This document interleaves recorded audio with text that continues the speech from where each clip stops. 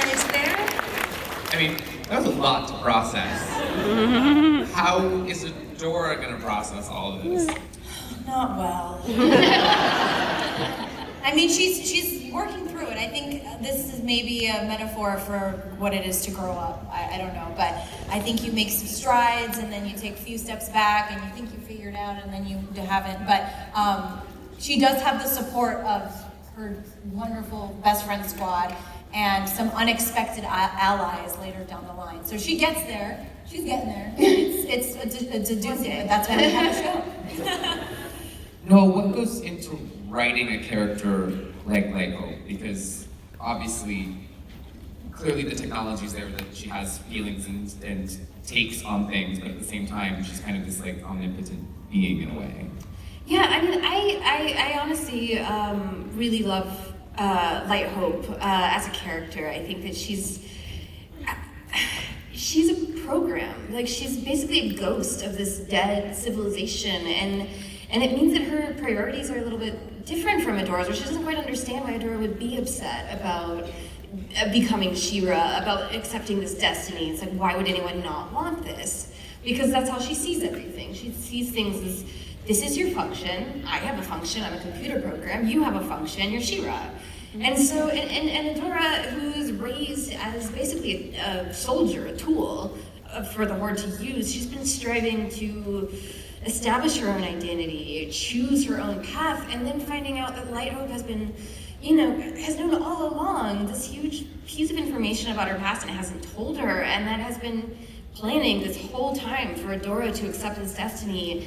And it terrifies her to know that, like, even though she left the Horde, even though she chose to join the rebellion, she still doesn't have a choice. And so that's a lot of what is motivating her this season, is trying to gain some form of agency for herself.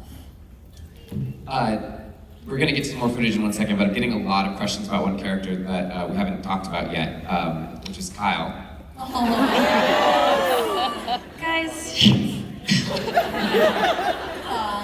What's your reaction to, because seriously, I asked her questions a couple weeks ago and then again today, and I keep getting asked about Kyle. How do you feel about the way that the audience identifies with that character or records him? The entire concept for Kyle is that, like, in any other movie, this would be your everyman hero. He's not good at anything, he's not that exceptional, but he's the chosen one. Like, you've seen so many movies about this. And this is the one where he's just not. And so that's Kyle, that's his entire personality. He's just Kyle. For the whole panel, what has surprised you most or excited you most that people have latched onto, or if they ship characters that you're just like, whoa, never would have thought of shipping them? What's like the craziest or best fan reactions you've got in terms of that, or fan theories? Well, we had a proposal, a Catra Adora proposal. Oh yeah? That was the most special thing I've seen. We had two cosplayers, and I don't know who proposed to her, I don't remember, but they are getting married. Yeah. Dressed up as Adora and Catra, and I thought that was really special. Yeah. I love that. Yeah, we have like a text chain, so I try and like We send each other cosplayers and videos of all the fans, and we get hyped up. Yeah, we really do. I feel like one surprising thing that fans have latched onto that I've wanted to learn more about is Hordak Baby. Who is he? What is he? Well? I'm not saying, he's just this little creepy friend. Little baby. He's just a good dad. He's scared of his demon baby. Is he a good dad? Because that baby is like crawling through things. It's like free-range parenting. Fair. Yeah. All right, so we have another clip. Single dad trying his best. Doing his best, okay. So you mentioned the Crimson Waste. And we're going to get to see that world played out in season 3. Why did you feel it was time to head over there, and what can you kind of tease about what we're going to see? So Adora, Bo, and Glimmer have been receiving this mysterious message back in season 2, and they don't know what it means, they don't know where it's coming from, but at the end of season 2, they find out through Bo's dads that it's coming from the Crimson Waste, that someone there is sending a signal.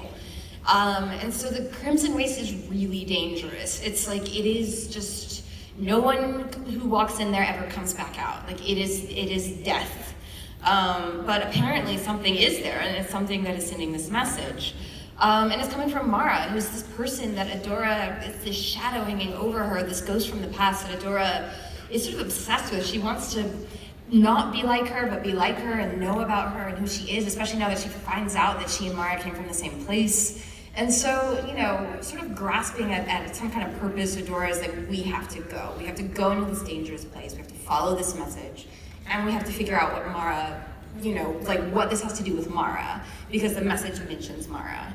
And so they don't have a lot to go on, but it's all Adora has, and it's the only thing that's making her feel like she still is controlling her own destiny. So, Bow and Glimmer being the supportive friends that they are, and also thinking that it's a terrible idea, accompany Adora.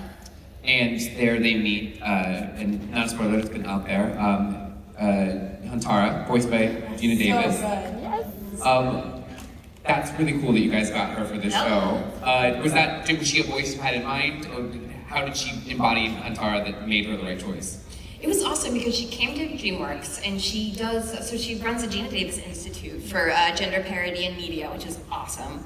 And she came to DreamWorks to do a talk and, you know, kind of present her findings, and she did this amazing power move where she's like, also DreamWorks, anytime you want me to be a voice on one of your shows, you know who to go to, you know who to call. And so it was like, okay, all right, Gina Davis is offering. So we happen to have this part that's just so perfect of this like really like tough, like just like desert warrior, and it all just came together. And like getting to meet her and getting like, she taught me archery stances at the first record, and I was like, you know, fangirling out of my mind, but trying to play it cool and like, you know. Yeah, she's an Olympic level archer. Yeah. What? Yeah. Yeah. And she's in Mensa too. Yeah. I sat next to her on a plane years ago, and she like slept the whole time. We didn't talk, but I was like, I will not pee. I will not ask Gina Davis to get up from this. But yeah, she should, Marcus, you should take some archer lessons. I know. I was like, wow, maybe I should have been there when Gina Davis was there. I know. Noelle, what was the scheduling like? I wanted Gina all to myself. Well, let's all meet Huntara.